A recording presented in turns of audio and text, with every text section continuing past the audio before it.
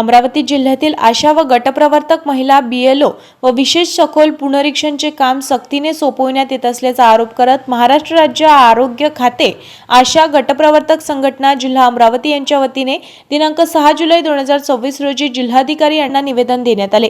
निवेदनात नमूद करण्यात आले की जिल्ह्यातील आशा व गटप्रवर्तक महिला सध्या माता बाल आरोग्य लसीकरण, कुपोषण प्रतिबंधक, कुटुंब सर्वेक्षण, संसर्गजन्य आजारांचे नियंत्रण, आरोग्य जनजागृती अशा तब्बल 78 विविध आरोग्य विषयक जबाबदाऱ्या पार पाडत आहे।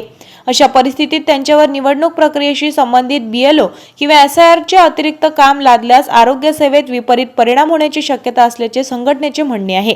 संघटनेने आपल्या निवेदनात राष्ट्रीय आरोग्य अभियानाच्या आयुक्तांनी 27 ऑगस्ट 2019 रोजी जारी केलेल्या निर्देशांचा उल्लेख करून आशा व गटप्रवर्तक महिलांना आरोग्य विषयक कामाव्यतिरिक्त इतर कोणतीही जबाबदारी देऊ नये, तसेच बीएलओ सारख्या निवडणूक कामासाठी सक्ती करू नये असे स्पष्ट निर्देश असल्याचे सांगितले आहे।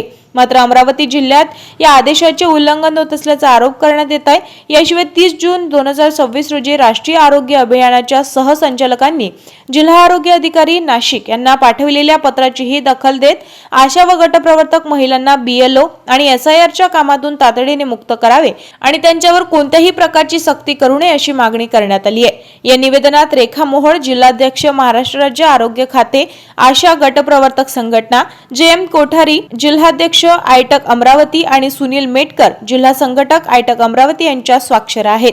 संघटनेने जिल्हा प्रशासनाने शासनाच्या निर्देशांचे पालन करून आशा व गटप्रवर्तक महिलांना त्यांच्या मूळ आरोग्य सेवेशी संबंधित कामावर लक्ष केंद्रित करण्याची संधी द्यावी अशी अपेक्षा व्यक्त केली जात आहे। आपल्या शहरातील ताज्या घडामोडी व बातम्या बघण्यासाठी नंबर 1 न्यूज चॅनल अमरावतीला सबस्क्राईब करा, लाईक करा आणि शेअर करा। संपर्क करा संपादक नितीन पाटील मुळे। संपर्क क्रमांक 9921589663।